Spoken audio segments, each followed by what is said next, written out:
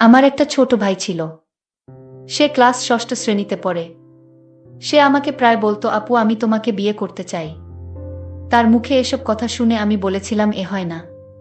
তারপর একদিন রাতে হোটেলে নিয়ে যা করেছিলাম তা যদি জানতে চান তাহলে গল্পটি মনোযোগ দিয়ে শুনুন। আমার নাম সুমাইয়া। বাবা মায়ের আদুরে একমাত্র মেয়ে আমি। আমার পরিবারে 2 ভাই 1 বোন। আমার বড় ভাইয়ের নাম আবুল আর ছোট ভাইয়ের নাম শিমুল। আমি কলেজে 2nd ইয়ারে পড়ি। আমার বয়স 20 বছর। আমার লাইফ আর 10টা মেয়ের মতো স্বাভাবিক না। অনেকেই বাজে মন্তব্য করতে পারেন। কিভাবে বিচার করবেন সেটা আপনাদের ইচ্ছা। আমি কলেজের 1st ইয়ারে পড়ি। আমার ছোট ভাই শিমুল মাত্র ক্লাস 6ষ্ঠ শ্রেণীতে পড়ে। শিমুলকে আমি ছোটবেলা থেকে অনেক স্নেহ করতাম। শিমুলকে আমি বোকা ভাবতাম, কারণ ও সব সময় বোকা হয়ে থাকত। আমরা 2 জন একই রুমে থাকি। শিমুল ভূতের গল্প পছন্দ করে। শিমুল যখন ছোট ছিল তখন আমি ওকে ভূতের গল্প পড়ে শোনাতাম। শিমুল ভূত এবং ভূতের গল্প ভয় পায়। শিমুলকে যখন ভূতের গল্প শোনাতাম তখন গল্প শুনে ভীষণ ভয় পেত, কিন্তু তারপরেও গল্পগুলো শুনত। কলেজে ওঠার পর আমার মনটা সবসময় অস্থির হয়ে থাকত। কলেজের ছেলেগুলো সবসময় আমার পেছনে লেগে থাকত। আমি কাউকে পাত্তা দিতাম না, কারণ আগে মনে করতাম আমার পরিবারের সবাই খুব সম্মানিত। আমার উচিত আমার পরিবারের সম্মানটা ধরে রাখা। একদিন শিমুল কোনো এক ভূতের ছবি দেখে মোবাইলে। মুভি দেখে ও ভীষণ ভয় পায়। এতটা ভয় পায় যে নিজের বিছানায় একা ঘুমাতে ভয় পাচ্ছিল। শিমুল আমার কাছে এসে রিকোয়েস্ট করে যাতে আমি ওর সাথে গিয়ে ঘুমাই। আমি প্রথমে ওকে নিয়ে খুব হাসাহাসি করি, কিন্তু আমি দেখি ও সত্যিই ভয় পেয়েছে। কিছুতেই একা ঘুমাতে যাবে না। কিছু উপায় না পেয়ে আমি ওর সাথে শুতে গেলাম। আমার উদ্দেশ্য ছিল এই যে শিমুল ঘুমিয়ে পড়লে আমি নিজের বিছানায় ফিরে আসব। অনেকক্ষণ হয়ে গেলে আমি ভাবলাম শিমুল ঘুমিয়ে পড়েছে। নিঃশব্দে ওর বিছানায় ছেড়ে নিজের বিছানায় চলে এলাম। কিছুক্ষণ পর শিমুল ঘুম থেকে উঠে বসে। আমি দৌড়ে নিজের বিছানায় ছেড়ে ওর কাছে গেলাম। ও ভয়ে চিৎকার করছে। আমি শিমুলকে বললাম, কি হয়েছে তোর? শিমুল বলল, আপু তুমি আমাকে রেখে অন্য রুমে চলে গেলে কেন? আমি একা একা থাকতে ভয় পাই। তাছাড়া আমি ভূতকে বেশি ভয় পাই। ও কান্না করা শুরু করছে। আমি শিমুলকে সান্ত্বনা দিয়ে বললাম, লক্ষ্মী ভাই আমার, তুই আর কাঁদিস না। আমি কথা দিলাম কাল থেকে তুই আমার রুমে একসাথে ঘুমাবি। সত্যি বলছো আপু? কাল থেকে আমি তোমার রুমে ঘুমাবো? হ্যাঁ সত্যি বলছি। আমার ভাই একা একা রুমে ভয় পেয়ে কষ্ট পাবে, এটা আমি চাই না। আমি বুঝতে পারলাম ও ভীষণ ভয় পেয়ে আছে। আমি কোনো উপায় দেখলাম না। শিমুলের পাশে শুয়ে পড়লাম। শিমুল কিছুক্ষণ পরে ও চিৎকার মেরে উঠল। আমি বললাম, কি হয়েছে শিমুল? শিমুল বলল, আপু আমি ভূতের স্বপ্ন দেখেছি। শিমুল তখন ভয় পেয়ে গেল। আমি বললাম, আমি তো তোর পাশে আছি। শিমুলকে আমি যতখানি বোকা ভেবেছিলাম আসলে সে ততখানি বোকা না। এখন থেকে প্রতি রাতে শিমুল আমার রুমে ঘুমায়। একদিন রাতে শিমুল আমাকে এমন একটা কথা বলল যা শোনার পর আমার দম বন্ধ হয়ে আসছিল। ও আমাকে বলল, আপু তুমি অনেক সুন্দর। আপু আমি তোমাকে বিয়ে করতে চাই। আমি বললাম, বোকা তুই এসব কি বলছিস? আমরা বিয়ে করতে পারবো না। কেন আমরা বিয়ে করতে পারবো না? আমি বললাম, কারণ আমরা ভাই বোন। শিমুল জিজ্ঞাসা করল, ভাই বোন হলে কেন বিয়ে করতে পারবে না? আমি বললাম, যাদের মাঝে রক্তের সম্পর্ক আছে তারা একে অপরকে বিয়ে করতে পারে না।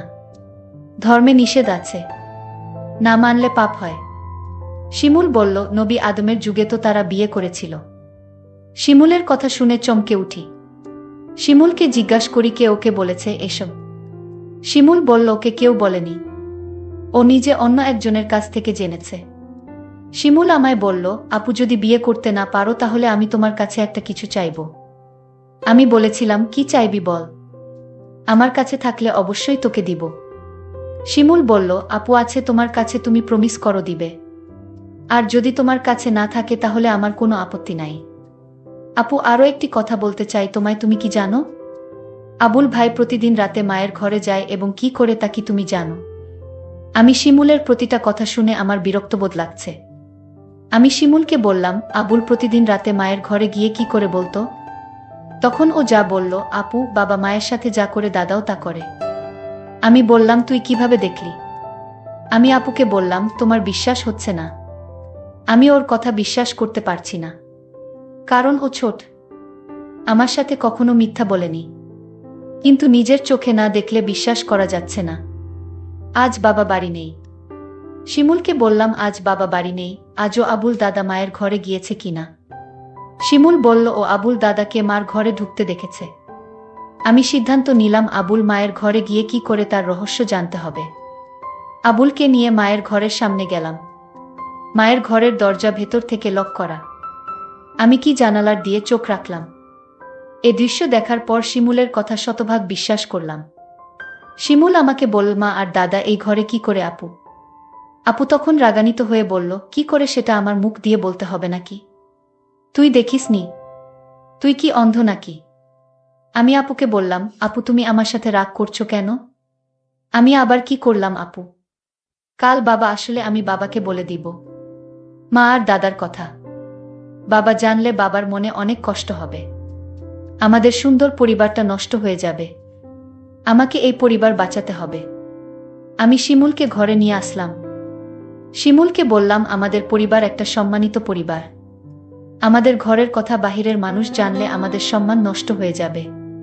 ঠিক আছে আপু, আমি বাবাকে কিছু বলবো না। শুধু তুমি যদি আমার একটা কথা রাখো, আমি আমার পরিবারকে বাঁচাতে। আমি শিমুলকে বললাম, তুই বল, তোর মনের কথা আমি রাখবো। শিমুল তখন আমায় জিজ্ঞাসা করল, সবাই পারলে আমরা কেন পারবো না? কি করতে হবে সেটা বলবি তো? আমি বললাম, আপু তোমার কাছে একটা রাত ধার চাই। তুমি কি দিবে? আপু বলল, রাতে আবার কি করবি? যা বলবি ঘুরিয়ে না বলে সোজা বলে ফেল। আমার ছোট ভাই তখন বলল, আপু দাদা আর মা যা করে আমরা তাই করব। শিমুল, তোর কি মাথা ঠিক আছে? তুই কি বলছিস একবার ভেবে দেখেছিস?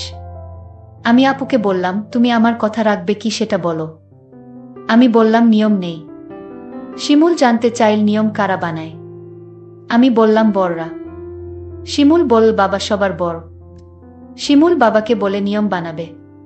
শিমুলকে বাবার কাছে যাওয়া থেকে আটকাতে হবে। কিন্তু শিমুলকে কোনোভাবে বোঝানো যাচ্ছে না। আমি ভাবলাম, শিমুল খুব বড় নয়, সবে ক্লাস 6 শ্রেণীতে পড়ে।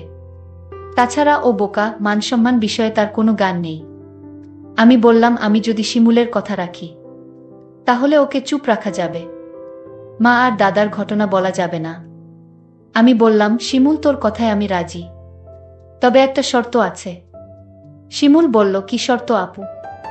আগামী মাসে বাবা মা আমাদের পরিবারের সবাই ঘুরতে যাব চট্টগ্রাম। আর যেদিন আমরা চট্টগ্রাম যাব সেদিন তোর ইচ্ছা পূরণ করব। আমি বললাম, ঠিক আছে। আমি সেই অপেক্ষায় রইলাম।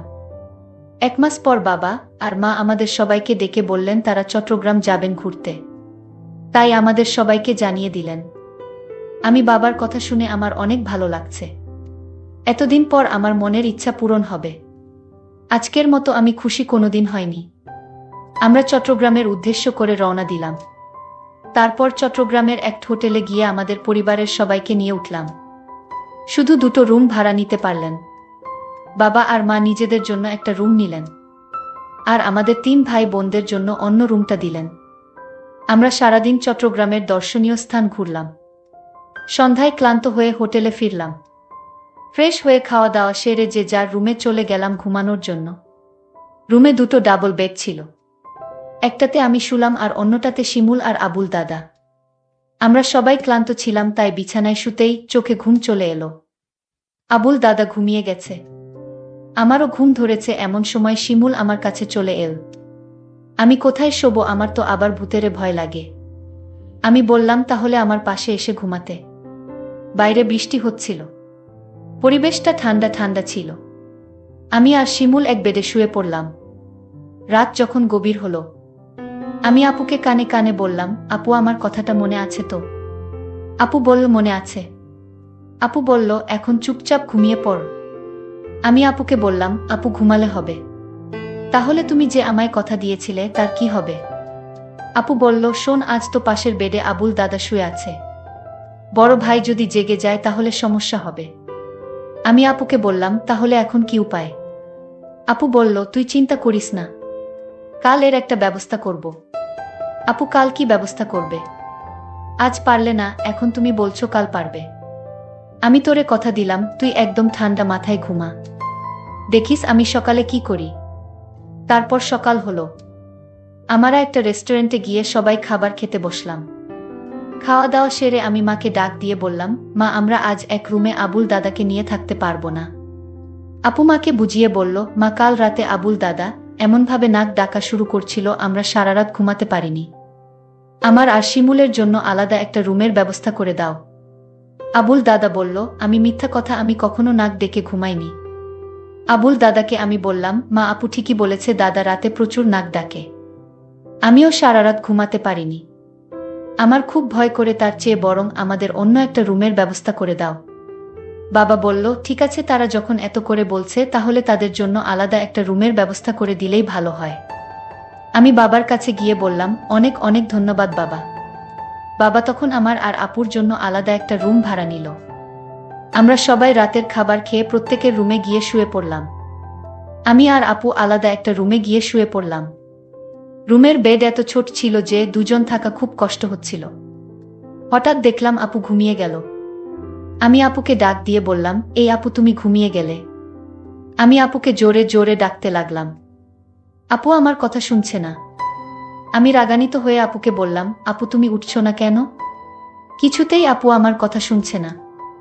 আমি আপুকে গ্লাস থেকে পানি নিয়ে তার মুখে ছিটা দিলাম, তাও আপু উঠছে না। আমি আপুকে বললাম, এই আপু আমি কিন্তু এখনই বাবাকে দাদার ঘটনা সব বলে দিব, তুমি যদি না উঠো। তাও দেখছি আপু উঠেনি। আমি ভয় পেয়ে গেলাম। আপু ঘুম থেকে কিছুতেই জাগাতে পারছি না। আমি আর কোনো উপায় না পেয়ে বাবাকে ডাক দিয়ে বললাম, বাবা আপুকে এই যে ডাকছি, আপু তো ঘুম থেকে উঠছে না।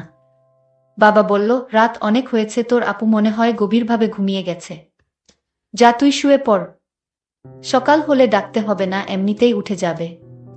আমি বাবাকে বললাম, বাবা তুমি বিষয়টা বুঝতে পারছো না। আমি আপুকে পানি ছিটা দিলাম, তাও তো উঠছে না। মা তখন আমায় বলল, তুই কি বলছিস? মা তখন আমার সাথে আপুর রুমে আসলো। মা আপুকে ডাক দিল, কোনো সাড়া নেই। মা তখন চিৎকার করে উঠল। মা কান্না করা শুরু করে দিল, আমার মেয়ে আর বেঁচে নাই, ঘুমের ঘরে মরে গেছে, আমার কি সর্বনাশ হয়েছে। সবাই রুমে আসলো আর চিৎকার করে কান্না করতে লাগলো। কিন্তু আমার মনে সন্দেহ হচ্ছিল না, না আপু এভাবে মরতে পারে না। আমি এসব ভাবতে ভাবতে আপুর বিছানায় একটা চিঠি লক্ষ্য করলাম। চিঠিটা আমি খুলে পড়তে শুরু করলাম। চিঠিতে লেখা ছিল, শিমুল ভাই আমার, তুই আমাকে ক্ষমা করে দিস। আমি তোর কথা রাখতে পারিনি, কারণ দাদার ঘটনা দেখার পর থেকেই আমার মন থেকে বাঁচার ইচ্ছা চলে গেছে। সেদিনেই আমি সিদ্ধান্ত নেই, এই পরিবারে আমি বেঁচে থাকতে পারবো না, কারণ যেই পরিবারের সম্মান থাকে না, মায়ের কার্যকলাপ আমার কাছে ভালো লাগে না। আর তোকে আমি মিথ্যা আশা দিয়েছিলাম, কারণ আমি চেয়েছিলাম দাদা আর মায়ের বিষয়টা কেউ না জানুক। কিন্তু তুই বারবার আমায় বলছিলে, তোর কথা যদি আমি না রাখি তাহলে দাদা আর মায়ের কথা তুই বাবার কাছে বলে দিবি। আর আমি কোনো পাপ করতে চাইনি, তার চেয়ে বরং আমি উপারে চলে যাই। তুই যদি সত্যি তোর আপুকে পরকালে ভালো রাখতে চাস তাহলে দাদা আর মায়ের কথা কিছুতেই বাবাকে বলিস না। আমি আপুর চিঠির লেখা পড়ে আমি চিৎকার করে কান্না করছি আর বলছি, আপু তুমি একবার উঠে আসো, আমি আর কোনোদিন তোমাকে কিছু বলবো না, তাও তুমি উঠে আও। কিন্তু মানুষ মরে গেলে কি আর জীবিত হয়? প্রিয় বন্ধুরা, আজকের গল্পটি কেমন লাগলো তা কমেন্ট করে জানাবেন। ধন্যবাদ।